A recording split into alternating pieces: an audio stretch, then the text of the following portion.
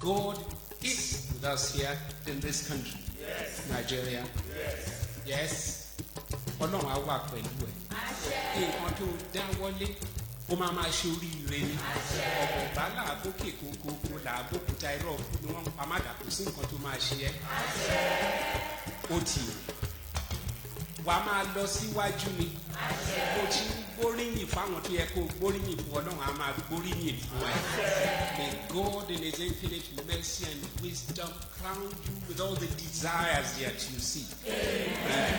Greater than Yes, a beautiful morning to you. Welcome to Smash Lens on Smash 88.1 FM.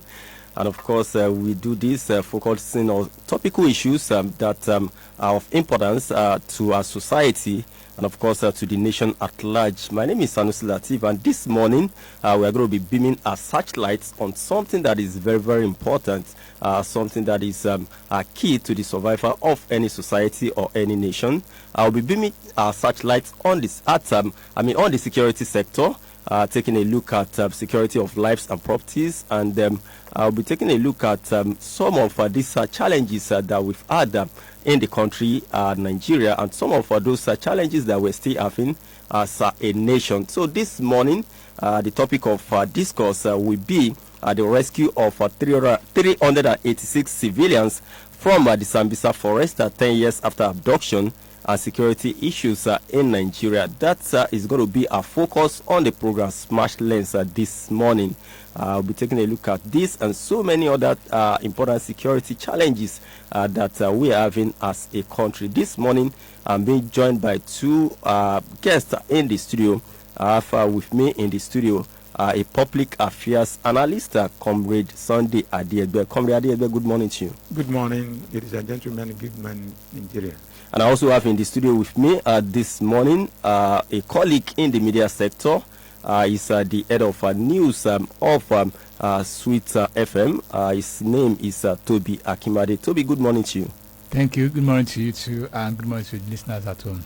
So together we are going to be taking a look at this very germane issue that is kind of bothering our nation, talking about different security challenges. Because when you look at Nigeria as a whole, there's hardly any region of the country that is completely free of security challenges. If you are talking about the Northeast, you talk about insurgency, terrorism, and all that. If you are talking about the Northwest, you talk about banditry and kidnapping. And if you are talking about the North Central, you also talk about the issue of kidnapping and banditry to some extent, and even farmer herders clash. We have it in part of the North Central. For instance, if you are talking about Benue State, for instance, you talk about farmer herders clash. And some other places, if you are talking about banditry and kidnapping, you talk about Nasarawa State, which is part of the North Central. If you are also talking about kidnapping, banditry, we've seen pocket of it in Abuja, which is also part of the North Central. Even North State is the Federal Capital Territory, but it's part of the North Central. Now, if you come down south, you go to south, for instance, you talk about oil bunkering, you talk about kidnapping, you talk about vandalism, you talk about sea piracy, and you also talk about a lot of other security challenges that we have in the south. Talk about the southeast. You talk about the violent secessionist agenda, for instance, particularly when you're talking about IPOB, where you have to have sit at home a number of days. And, we also have issue of kidnappings in the southeast and so many other security challenges that we have in the southeast. Come down southwest, where we are. We also have the issue of kidnapping, and we also have the issue of farmer herders clash. There are some part of Ogun State that are so prone to this issue of farmer herders clash. Go to some part of Oyo State, also very prone. And even beyond Oyo State, some other parts of the southwest where we have this farmer herders clash and kidnapping, obviously. We know it's part of the challenges that we have. I've had two of a very close person to me being kidnapped in this Ogun State. A wife of one of my friends was kidnapped some time ago. A friend was kidnapped, and so many others. So, let me start with Comrade Adiegbe, and let's go into the nitty-gritty of the topic of discourse this morning. Comrade Adiegbe, let's talk about this rescue of these 386 civilians from Sambisa forest, who the army told us that they are mostly women and children. Thank you very much. Well, let's return all glory to the Lord. After 10 years, they now claim to have rescued them. Their life has become miserable. That is, and the first instance. They have dissociated themselves from their family for good 10 years. That dislocation is in the extreme. In fact, some of them might not be able to,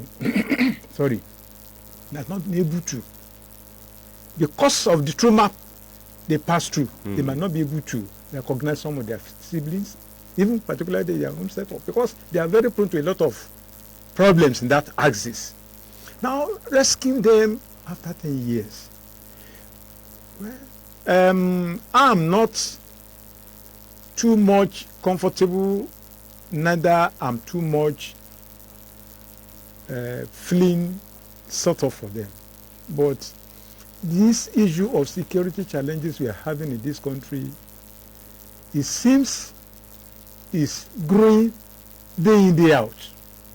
If we are still battling with insecurities over 10 years ago, and yet, in fact, the degree at which he is now is greater than the degree it was in the past. You remember this issue of Chibok girls kidnapped from the schools? But Comrade, sorry to cut in there. When you look at this particular rescue operation, we know years past. I'll still come to be on this.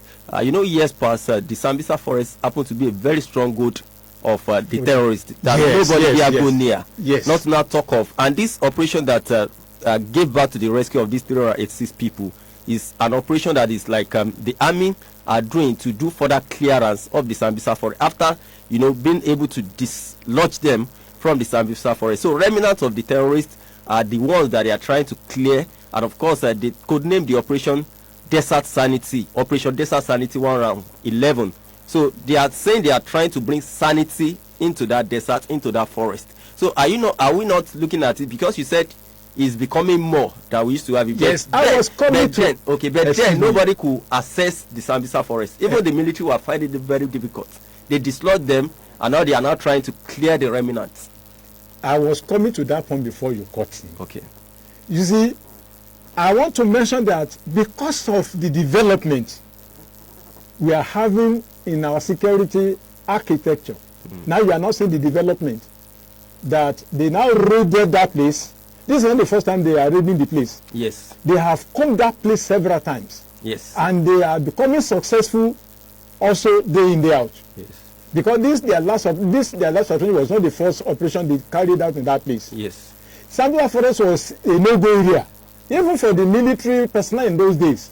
But today, it's a very great and good development. Okay. Are you getting?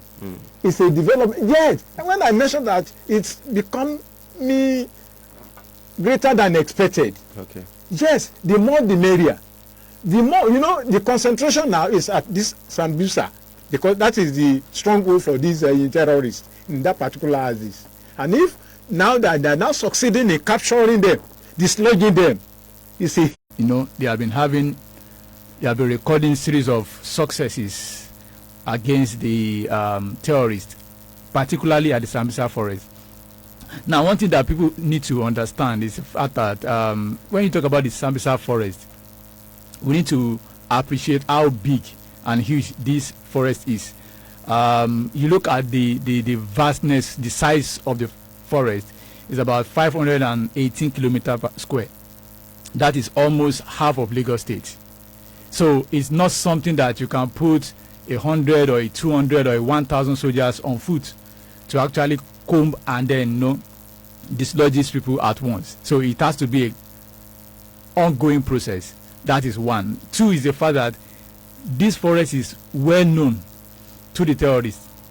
So if the soldiers are going there, they are going there with a limited knowledge of where to go and where not to go. And the terrorists have done it in such a way that they have put some mines there. So it has to be very careful when the armies are approaching that particular area. So going on this operation and having to rescue these over 300 women and girls One is a hope that yes, others too, especially the Chibok girls, the remaining ones, one day might actually be rescued. Then two is that it shows that the Nigerian army are actually, having success as regards the operation against terrorists in that particular area. And it gives confidence that sooner or later, Nigeria will indeed, overcome these terrorists that we have on our hands. Yeah, beyond the terrorists, I think my specific question to you, apart from all this background that you've given, and looking at the fact that one day we'll get over this issue of terrorism and all that, I said this particular rescue. That's why I said, talking about different other security challenges that varies from region to region. Now, this particular rescue, what do you think it portends for the security challenges we are facing as a country? Looking at, there are different dimensions to it, but this is a win for security challenge. So what does it portend for the general security challenges we are having as a country? Well, one is that, yes, we have a whole lot of insecurity issues in the country. You have made mention of it, different security challenges in different regions of the country. And so the approaches will be different. So, because you cannot use the same approach for insurgencies as against maybe farmer headers clash. And some of these issues also, the approaches will be carrot and stick. Some you have to talk, some like they have been doing in the north, where some of them are voluntarily, surrendered, and they are going through rehabilitation process.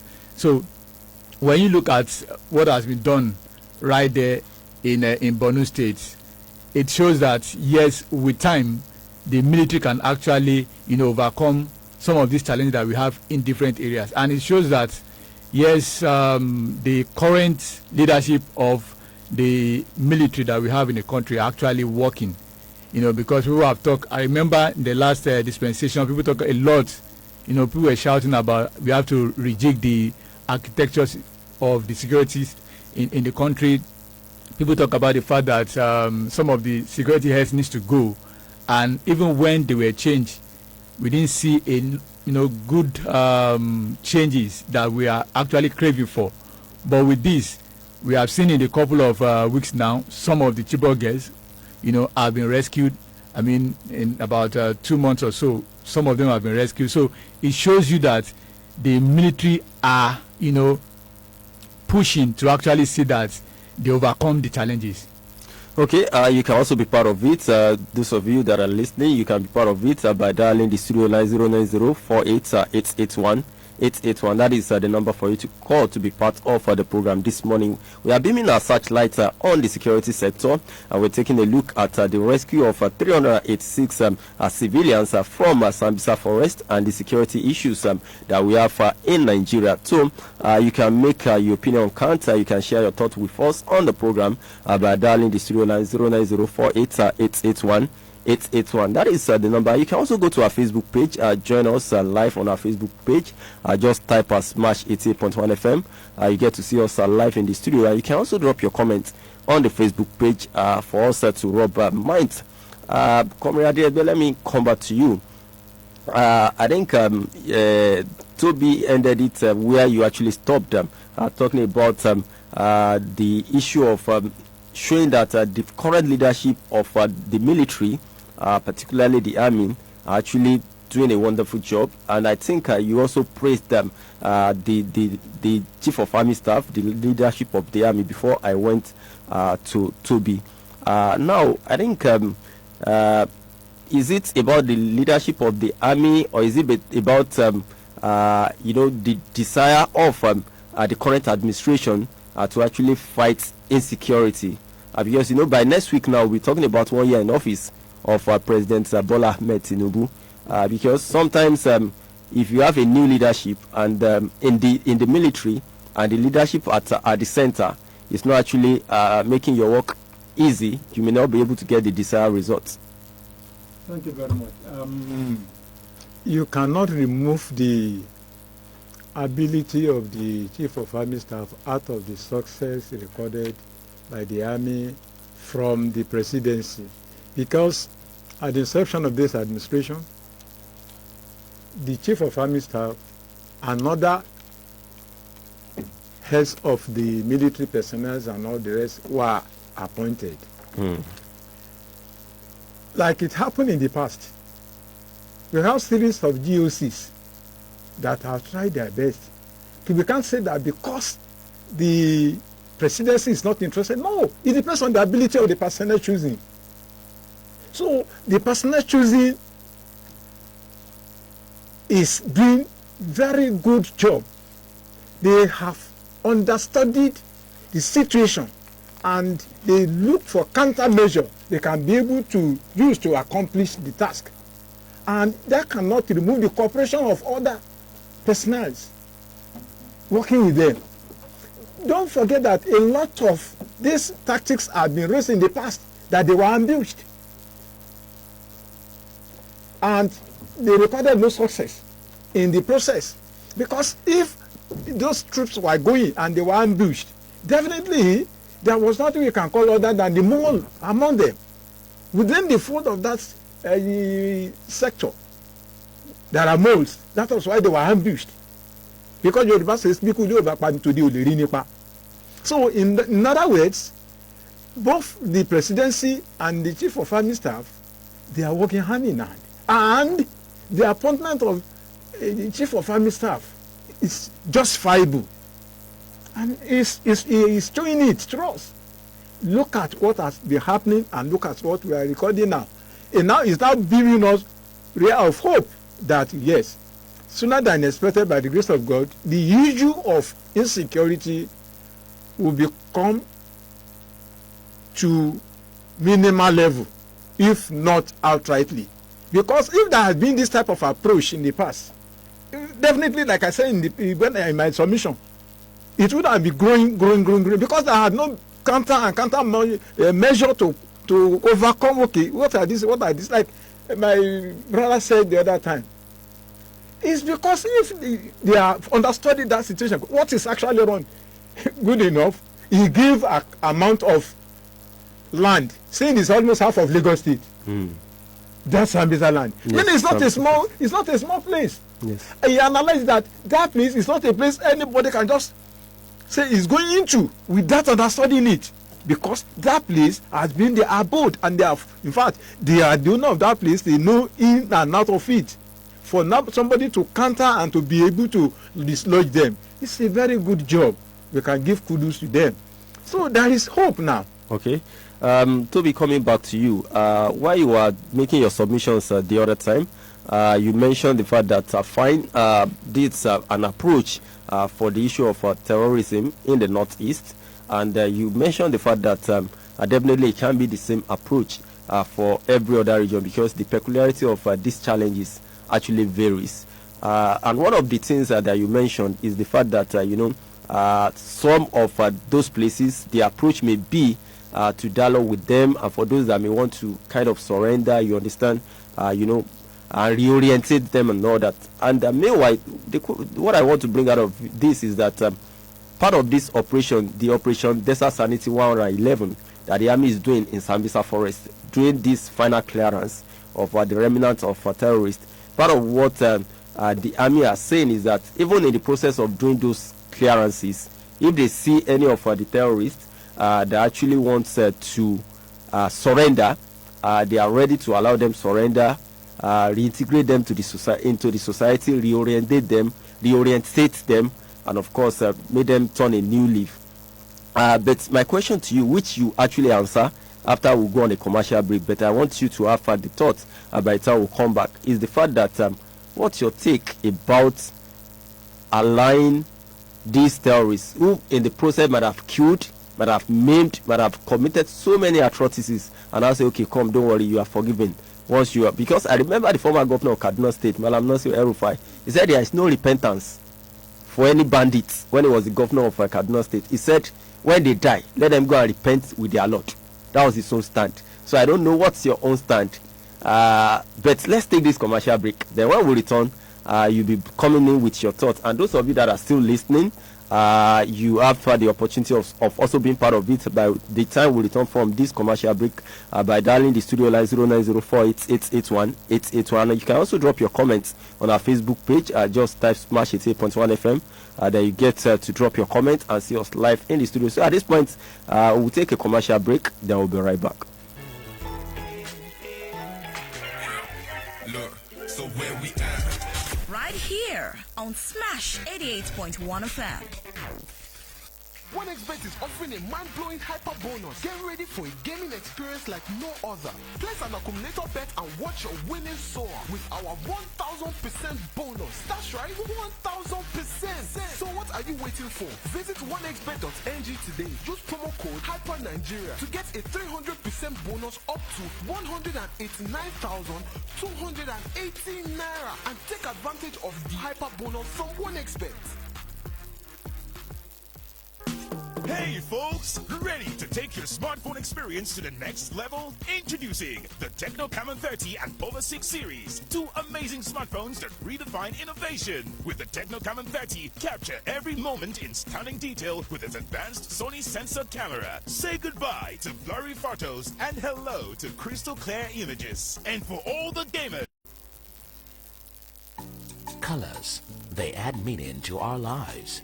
From birth and naming of a child. May your life be rich and potent as the red palm oil. Amen.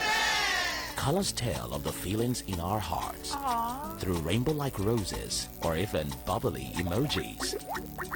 I will be taking a look at the rescue of 386 civilians from Sambisa forest 10 years after abduction and security issues in Nigeria. Toby, before we went on that break, I actually asked you about this issue of the penitent terrorists, the penitent bandits, and I spoke about what the former governor of Kaduna State, Malam Nasir El-Rufai, said that for him, there is no repentance for them. They should go and repent with their Lord by the time they cross over to meet their Lord. So what's your take on this? Okay, we surrendered, What's your own take? Well, thank you. I think this issue is a very touchy issue because when you talk to people who have had issues with maybe terrorists, for instance, their family members, their friends, their loved ones have been killed or maimed by these terrorists, they won't support, having somebody saying that, oh, I have repented, so I want to go back to the society.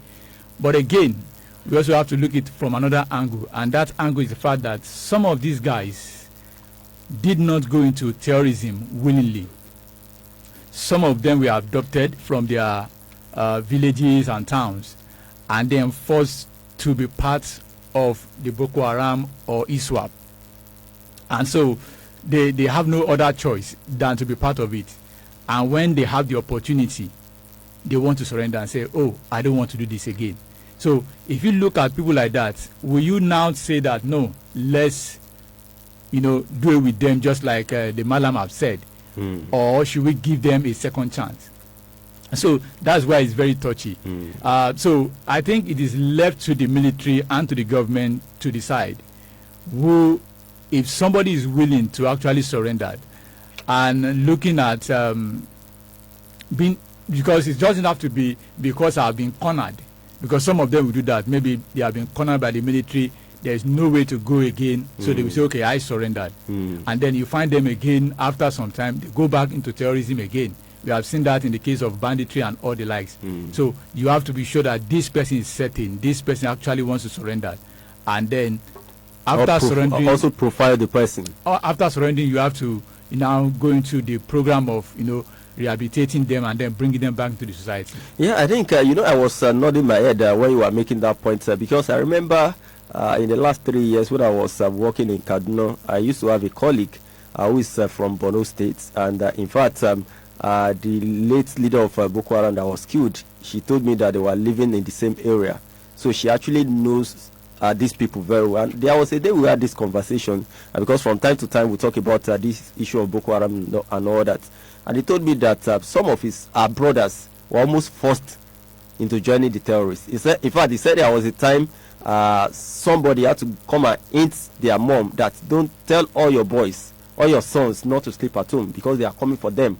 And they will forcefully take them away to join them. So that's why I can actually relate with what you are saying, and I was nodding my head. You know, you need to get to know a lot of things about this issue. So I think this security challenge we're having, the issue of kidnapping. I spoke about one of my friends who had been kidnapped, and they had to pay ransom.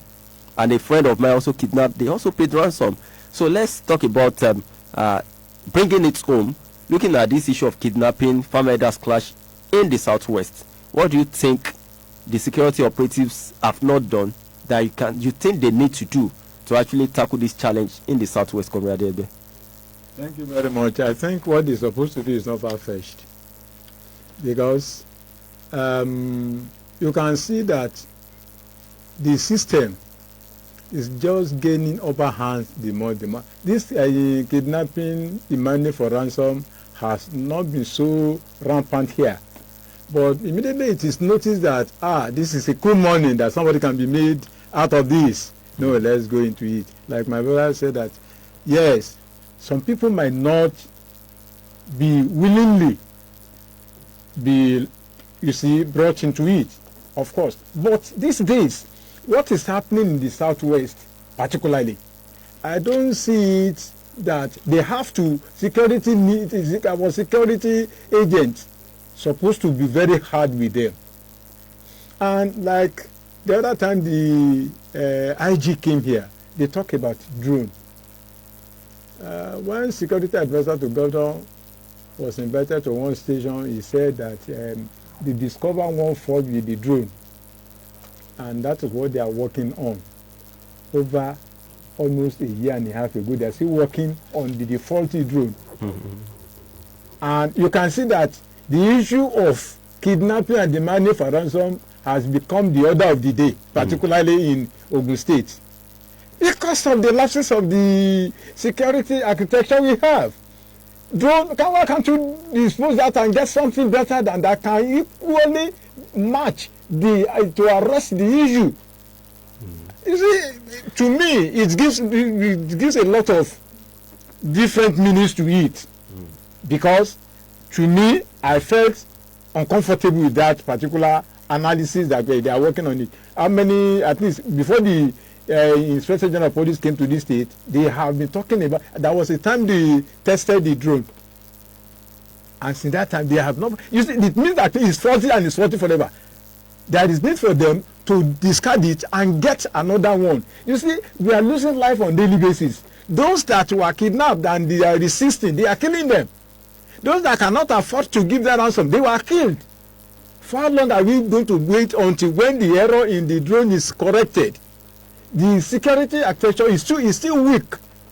To my belief and to my understanding, is too weak. They have to do more to that one. The excuse given is not, to me, is not tenable, because it affects life and property. Okay, what you are saying in essence is that the security operatives in the Southwest, particularly Ogun State, should do more to actually tackle some of these challenges. Very correct. Particularly the issue of kidnapping. Toby, let me come to you. Let's talk about this issue because, talking about the Southwest, he also brought it to Ogun State, which is a state level. Let me ask you this question. There have been these debates about the issue of having a state police. And, when you're talking about different security, because like you said, the approaches for some of these security challenges definitely will differ. Because the security challenges actually varies from region to region, from places to places. So, what's your take on having state police, Toby? Well, all right. I think for me, we run a system of governments that we refer to as the federal system of government. And so under that system, states are supposed to, part of what states are supposed to have is to have their whole security architecture. You have a state police. In fact, you have a local government police. But here in Nigeria, you have just one central system of policing from the federal. And over the years, we have seen that has not worked. And it is time for us to actually change. And the agitation has been ongoing. People are now, raising their voice, and supporting that particular call that, yes, we need a state police. No doubt, there is a need for state police. Because one is that the number of policemen that we have right now is not enough.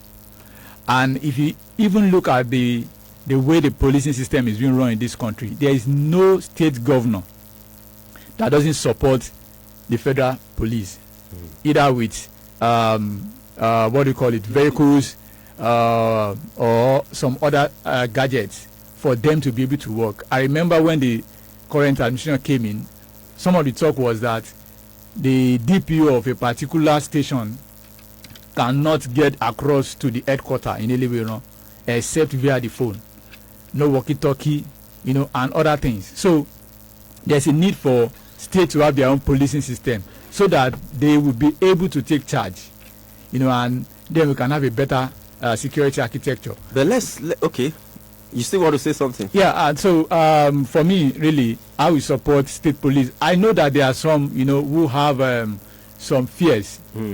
And the fears are that is where I want to go to, and I want to give a typical example. Part of the fear of people is that what some of these governors can do, and I'll give a typical example. When EFCC wanted to go and effect the arrest of the former governor of Kogi State, the sitting governor came, and eventually the arrest could not be effected. Okay, can I say something? Okay.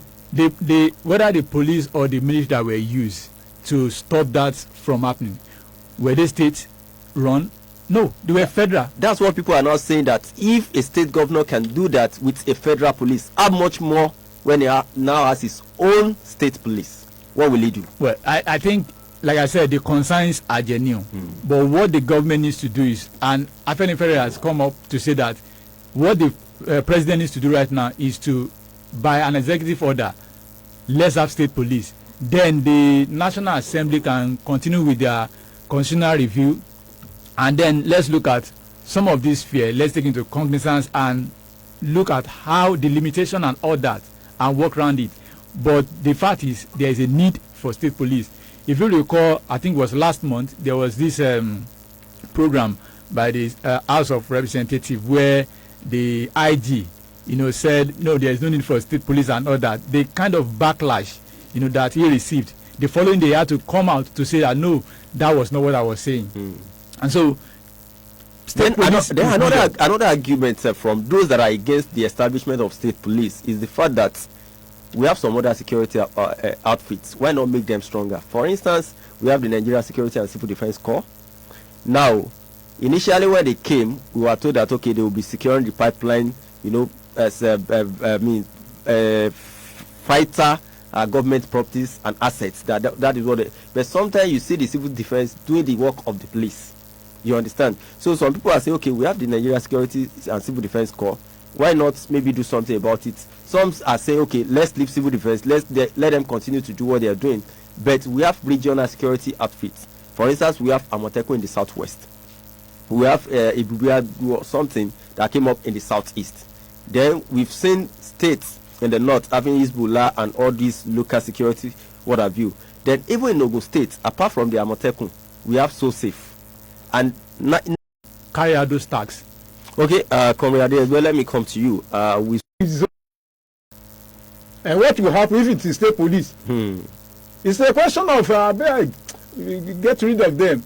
You see, that particular error, that particular problem is what we need to address. Okay. Immediately we face that square, we can see that other things will give room. Okay. So the issue of Iceman and the farmer slash, you see, it is because of one thing. Okay. And I think it's not unexpected it will go. And what is the thing? You see, the issue of Fulani Icemen, they have been in our midst for life. I met it. And they have become part and parcel of. But in very recent time, the type of the huntsmen we are having are not the type of the huntsmen we are dealing with in the past. Well, it's part of what I actually wanted to say, because I remember, the first person that called attention to it was the then CP in Ogun State, Mojid Ali, before he now rose to become a DIG and retired. He said, Herdsmen is not only Fulani men that are herdsmen. There are other tribes that are herdsmen. It's only that, predominantly is the Fulanis that does it. So he said, and that is why what I said farmer herders clash. Because there's some of these Fulanis work for Yorubas. I know people that are Yorubas that have their, their farms. You understand? Excuse me. In the past, if their cattle enter into a farmer's farm, and you raise alarm or challenge them, they will trace themselves and come back. They will appeal and pay compensation. Compensation, okay. In recent it was different. That one is different. What do you think went wrong? I said there was an incursion of aliens, Fulani into this. You see, the people, those ones we were living with, they were ordinary with the day gun and shanks and machete, and that they are fighting wild animals. They are not even fighting human being with it. But this one, immediately, okay, look at what happened in Ekiti.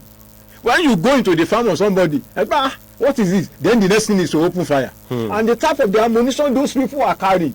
Our Fulani in the past were not carrying such an ammunition. And two, look at the type of the cattle they are rearing. They are not the type of the cattle those people are rearing in the past. Definitely, there has been something wrong somewhere else. So, everybody knows what he's saying, that let nobody repent or something. Let them go and pay that price. Let them go and repent with their God. Yes, he knows what he's saying.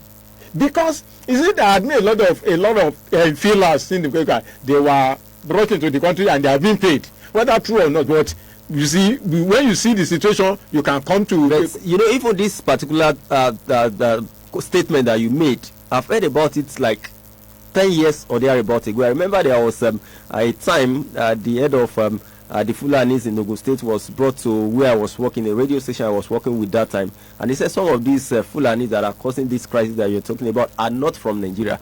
He said some of them are from Niger. So that was about 2014 or thereabout when the man said it. So I think I understand what you're saying as regards that. Okay, now what do you think the security needs to do to actually checkmate these people? You see, those people that brought those problems to this country, let them work hard to take them away from us. We have not been having this problem in the past. And then, for the reason best known to them, they now brought it.